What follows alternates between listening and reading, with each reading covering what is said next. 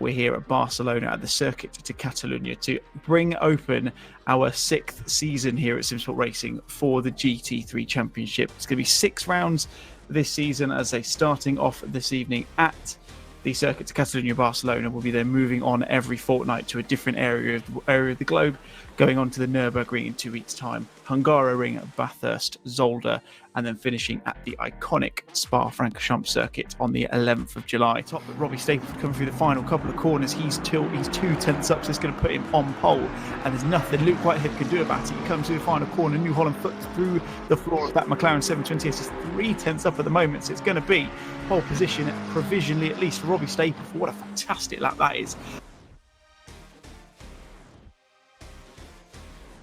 This evening here in the Simsport Racing GT3 Championship. He is going around the Coca-Cola curve, and what a fantastic race it's been from the Zancho Simsport driver. Headlights are flashing. Robbie Stapleford wins here at the Nurburgring GP circuit for the Treble 1 Ferrari driver, but it's all been coming up this man this evening. 2nd place in Catalunya, 1st place at the Nurburgring, and it's going to be another race win for the young man, the Zancho Simsport driver. The number 81 machine of Robbie Staplewood comes around the final corner for the 52nd and final time, and he is going to win round 3 as he flashes the lights, weaving over the track.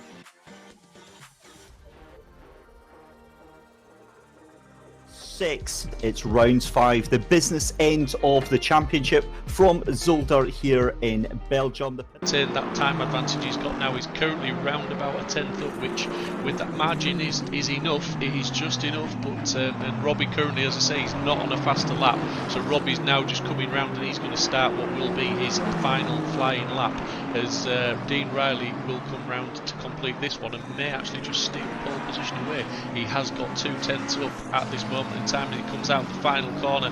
Can he maintain that time advantage? Is he going to get it as the line? Was it a clean lap?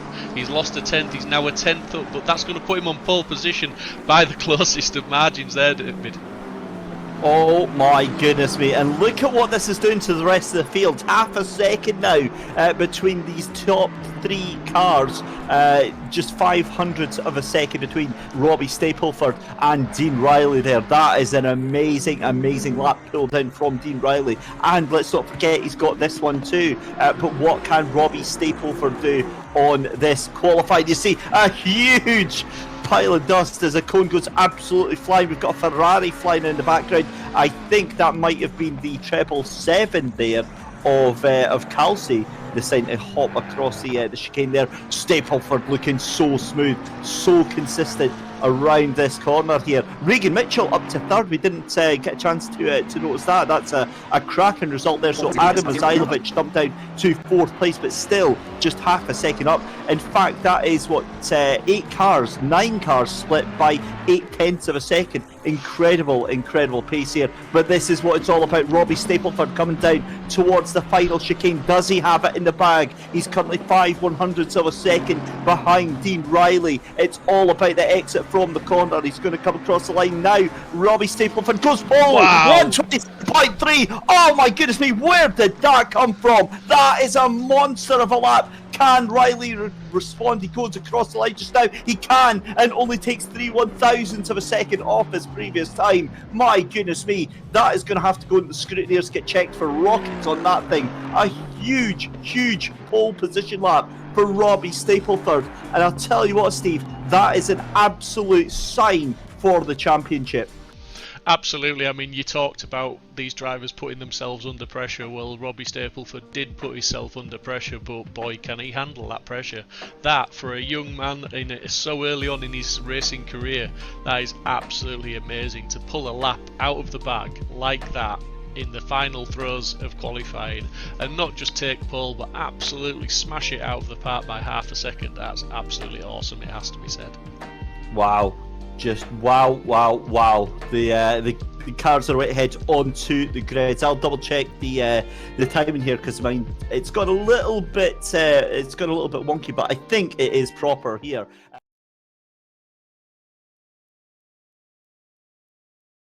interestingly to note, just to keep everyone updated, if you're not looking at Pitbull Live, and if you aren't, then you should be, because it will give you all of the timings that Aaron and I have been able to feed out to you throughout this evening. Can you? Oh, you can see it now as well, because Steve apparently our broadcast director, as always, picked up on my audio cue and suggested I bring it up on the screen. 87 seconds, so a minute and 27 seconds is now the gap between Stapleford and Riley.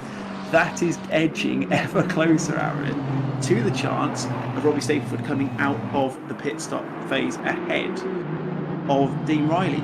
You can't call this. It was a surefire thing, as Chris Pinchbeck eventually does now get out of the way for these two guys to carry rated, which was, I think it was sensible in the end. Or was well, I don't know about that, because Adam's just behind him. I don't think that was a... Is it Adams just behind him? I don't think that was a sensible call. Is it 7 seconds? That is a very... Oh, sorry, my bad. Yeah, Stalovic isn't too far down the road, as Regan Mitchell hits now. 2 minutes and 10 seconds left on the track. Robbie Stapleford flashing the back markers as much as he possibly can to get out of the way, but of course he's got the problem here where Chris Pinchbeck should get out of his way easily enough. The problem he's got is he's got two drivers in the form of Coupland and Jackson who are fighting for positions on track. They're not going to get out of his way that quickly because they're fighting against each other as well. So it's a very difficult thing to do. Robbie Stapleford has to pit on this lap. He has to come in. He can't, because he won't make it round another lap. So he has to pit unless he does the unthinkable and pits on the final lap as the white flag is gone. But I don't know if that would work, and I would assume the system would give him some sort of penalty. So I think he has to pit this lap. But I don't know. I've never been in that position in the race before, so I'm really intrigued to see what he does. He comes through Blanchimont for the second to last time. Sorry, Aaron, go on. No, I think it would be sensible to pit anyway, because I don't think the two back markers at front are going to give him the time of day, because Jackson and Coupland are going really at it. They're not going to be looking in their rear view for blue flags.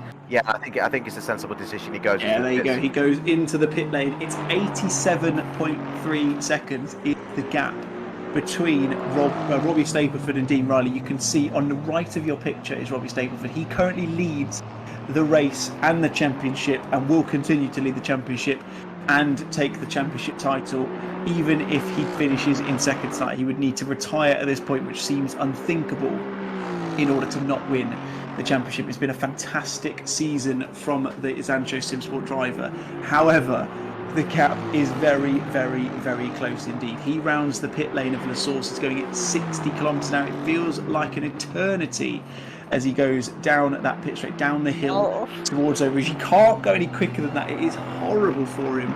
And Dean Riley is coming through Fania at the moment, I believe. He's coming in towards Campus and into Stavalo for the second to last time. Sorry, in fact, it's the last time. Sorry, it's second to last time, because the timer is about to hit 0 down the back straight. Robbie Stapleford has not even hit his pit box yet as the time hits 0. It is pitch black here at Spa. I did not expect to see this. Robbie Stapleford is parking up his car. He needs to be perfect on his marks. It looks okay. He's in. He's not moving anywhere. He's down. He's going. As Dean Riley goes through the bus stop chicane. I don't know how this has happened, but Dean Riley is absolutely miles behind Aaron. Robbie Stapleford has planned this to perfection. I've got it completely wrong. I don't know how it's happened. My reputation is saved. We thought it would be close. Robbie Stapleford has come out with an absolute monstrous gap between him. He did that pit stop in a minute. On the nose, a minute. A minute? That is 20 seconds quicker than those guys went through and did drive-throughs. That is absolutely obscene. How did you do that? How is that possible? I have absolutely no idea how he's managed it, but somehow, to really, in fairness to him, that is exactly how that's gone in the M4. That's exactly how the season's panned out. He has judged that to perfection. I have to ask him how he did a 1 minute pit stop then compared to everyone else, because that is absolutely insane. But Robbie Stapleford is coming around Pouhon for the final time after 6 races of fantastic action here in the Simsport Racing GT3 Championship. He's done he's literally gone in, he stops, he's maybe put in a litre of fuel, and he's going to come out and win this race as well. And it's been a fantastic space. He's been imperious the entire way through. It looked like a dead cert that Dean Riley was going to come through and take the win, but instead, Aaron, he's come out 20 seconds behind him. What a Which is fantastic what I said all along, race isn't it's been. Yeah, to be fair, your prediction came through, and now I'm done with egg on my face because he's actually come out and completely trounced the field instead. Like I say, I'm going to have to speak to him in a minute because